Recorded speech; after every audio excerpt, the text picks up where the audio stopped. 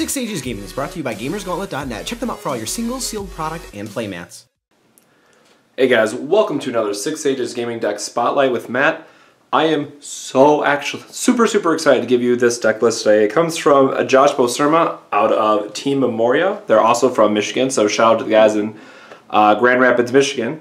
He piloted this deck at at the AGP over this past weekend and finished 11th, just missing top 8 based on breakers. And it's also fun to note there's two Shion decks. One was 9th place, one was 11th. And there were also two very completely different decks. And they both missed top 8 just on breakers. So like both of these probably could have been in top 8 if the breakers were aligned a different way. But either way, I'm super excited. If you saw our last video, like I was just talking about how I really wanted to see a Shion list. And what better way than Reanimator? So out of the two lists, this is why I picked it. Has a really sweet Reanimator shell, and it plays all 4-ofs for the most part. So it's super consistent. So first we'll talk about the ruler, then go into the stone base, and then I'll talk about the main board for you guys. And I did have a sideboard as well. Yes, there is a Robes of Fire Rat missing. That is the 15th card. So I'll talk about the sideboard a little bit, but keep in mind that is the one card that's missing. So all right, let's get right into it. So up first we have the Songstress herself. Her judgment costs 1 water and 2 will, nothing too fancy, but you get to look at the top card at any point. This is actually very strong, especially if you have like a Cheshire Cat, you get to look at that 3rd card. There's a lot of times where this is relevant, be it if we're flipping for judgment or if we have Hydromonica in play. Her J-Ruler side is where things really get interesting. She's a 9/100 for her base stats. You still get to look at the top card at any time, but more importantly, when she comes into play, you get to take the top card of your deck, if it's 5 or less, and put it into play. And you'll see that it's where we get into our Seraph combo, which then lets us get Lucifer, and you just generate insane value for 3 will. You get a 10/10 body, or sorry, 1,000/1,000 body, a 900/900 body. You can gain life then every turn. Like it does a lot for you. And then of course she has nice stats herself. And then on top of all of that, her Goddard lets you kill a Gwyber. I mean, that's just awesome value. Or let's look at this another way. You can attack with her, they try to block, you can use her Goddard, kill that Resonator, and deal even more damage to them. This is a ruler I've really been wanting to find a home for. I am so excited that Josh did very well with this list, and I am really looking forward to getting to play this at some locals coming up. So we'll go into the stone base. 1 Magic Stone of Black Silence. We do need our Dark Will to play Soul Hunt, play our Book of Ebion, stuff like that. 1 Deep Wood, because all our stones need to be able to produce green, and blue is actually pretty important for the deck, it turns out. The one that might catch a lot of people off guard, 4 Magic Stones of Moonshade. The reason why this is so important, 1, it gets all our colors, very important in itself, but it also turns on the life gain ability of Lucifer. In this deck, I remember him coming up to a couple times to the judges' table and saying, like, yeah, I just ended the game with over 6,000 life because of Lucifer and Seraph. So if you're worried about split heaven and earth, this is a deck that unless they apply an insane amount of pressure early and then have double split, you're going to run away with the game before they can burn you out. So I was very impressed with how his tournament matches were going. And then 4 of Ruler's Memoria, simply because we play a lot of Regalia in the deck, and it provides all your colors. This is truly going to be the best stone in the deck. I understand that a lot of people are going to say, oh, what about Shion stone itself? Well, we just can't afford it in the deck where we need to run all our colors and have all these other awesome things. So we'll then go into the 0 drops. 1 Horn, pretty basic, can pump Shion, but also lets you reshuffle your graveyard in case you're running out of things. 1 Death Scythe lets you remove Imperishable from things. Again, it's another stat booster for her, and can let you become bigger than the other J-Rulers. 4 Hydromonicas. This card really shouldn't need any explanation. For 1 will, you can set up your top deck for your judgments. You can look at your top deck at any time with Shion, so then if you don't like the card that you're going to draw, you simply filter it to the bottom for all the value. And then lastly, it plays, oops, heady's out of order, plays 4 Demon Swords.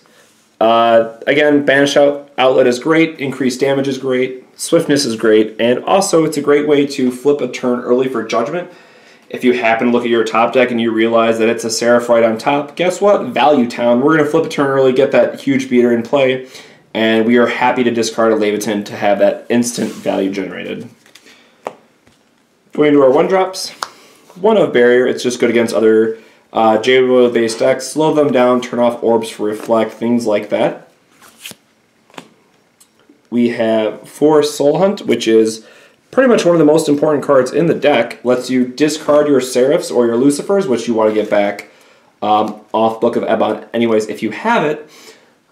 But also it can really slow down your aggressive red strategies if they don't play a lot of reach, and if you get to kill, let's say, a Lancelot and make them discard another card, that's going to hurt them a lot more than it's going to be hurting you, and lets you buy a couple extra turns.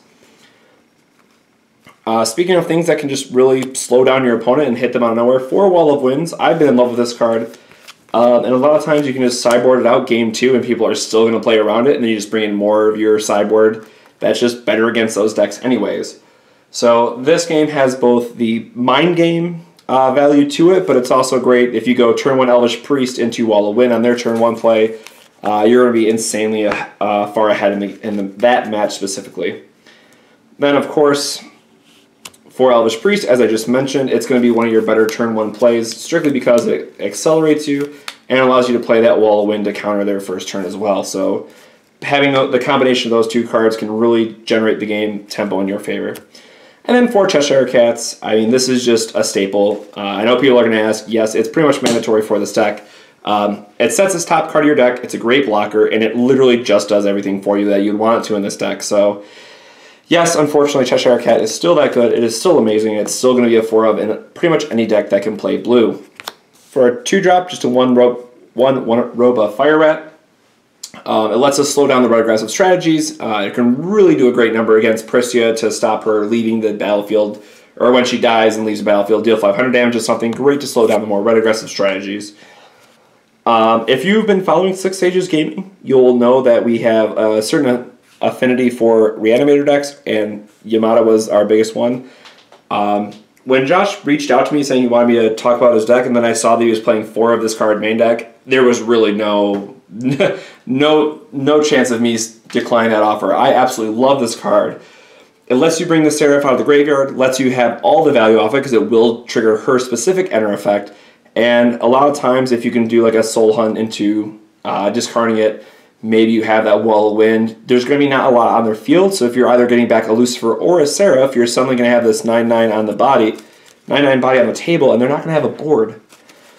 So then, very basic, very obvious, for our last what are we reanimating with, we have a 4 of Lucifer. His enter effect is very strong in that your opponent has to banish a Resonator, but most important is that very last box there, it says 1 darkness, 1 moon. If you're to deal damage, you gain life. Important for 2 points here. 1, it's great on attacking. 2, it's great on defense. And 3, if they try to attack it and they want to follow it up with like a Demon Flame or something, you can activate it again and gain 900 more life. So in theory, there's going to be a turn where off one of these Resonators, you're going to be able to gain 1800 life before they have a chance to really either answer it, unless they have like a removal spell or something. So again, against those aggressive red strategies, it's really going to help you pull ahead and start winning that race. And then the last 4 cards in the main deck is pretty much the Reanimator Target 101, Celestial Wing Seraph. Really great, lets you search out the Lucifer, and again, if you get to play the Seraph and the Lucifer, let's say it's very early, and then on your next turn you get to attack, it's 600 life that you're going to be gaining. So this is a very strong combination for the deck. Lastly, I'll get into the sideboard, since he did have a complete sideboard as well. There's supposed to be 2, but there's only 1 Robe of the Fire Rat. Again, for a total of 3, it's great for slowing down the red aggressive strategies. So it's just something that everyone should be playing right now. 2 more barriers.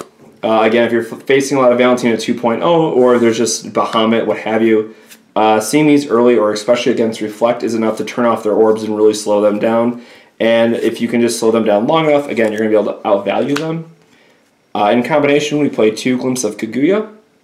This lets you cancel Refrain Tutors, which I can't begin to express how good that feels.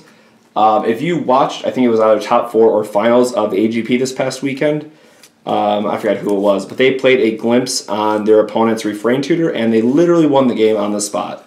It was the 4 Sacred Beasts versus Pumpkin Witch Alice World deck. So it's still a very good card to have in your sideboard. Again, if you really want to hate on the more aggressive red strategies, 3 Artemis Bow. Yes, dealing 400 damage to something isn't really going to do a lot, but if you have multiple of these in play early, since there's not a lot of Heras being played right now, it can really slow them down as well. For more of a catch-all / anti-J-ruler plan, space-time anomaly, it's great because you can play, essentially this is 4 cards that you're adding to your deck. Why is it 4? Because it has Revenant. So if you have just one of these when you draw them, you can give -1,000, -1,000 to something, and you're drawing 2 cards, so you actually end up +1 with this. And if anyone's been listening to me rant or knows how much I love this card, it's definitely been one of my top favorite cards from this set.